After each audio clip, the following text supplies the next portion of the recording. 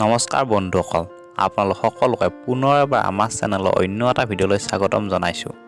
বন্ধুসকল, অসমৰ জনপ্ৰিয় অভিনেত্ৰী বৰষা ৰাণীৰ বিষয়াই অনুৰাগীসকলৰ বাবে দিলে এটি খুবেই বেছি ভাল খবৰ। আপোনালোকে যদি বৰষা ৰাণীৰ বিষয়াৰ অভিনয়সমূহ চাই ভাল পায়, তেনেহ'লে তেওঁৰ এই খবৰটো শুনি আপোনালোকে নিশ্চয় ভাল পাব। বন্ধুসকল, আপোনালোকে হয়তো সকলোৱে জানে যে যোৱা দুবছৰে কৰোনা মহামাৰীৰ বাবে আমাৰ ভ্ৰাম্যমাণ থিয়েটাৰসমূহ ভালদৰে হ'ব পৰা নাই। বহুতো অনুৰাগীয়ে হয়তো বৰষা ৰাণী বিষয়াৰ অভিনয় ভ্ৰাম্যমাণ জগতত প্ৰয়োজনবোধ কৰিছিল।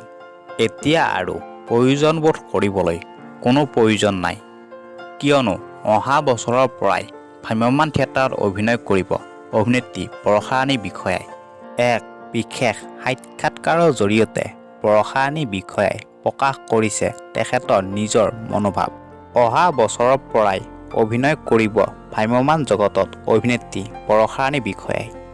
সঁচাকৈ বৰষা ৰাণী বিষয়াৰ অভিনয়সমূহ চাই খুবেই বেছি ভাল লাগে।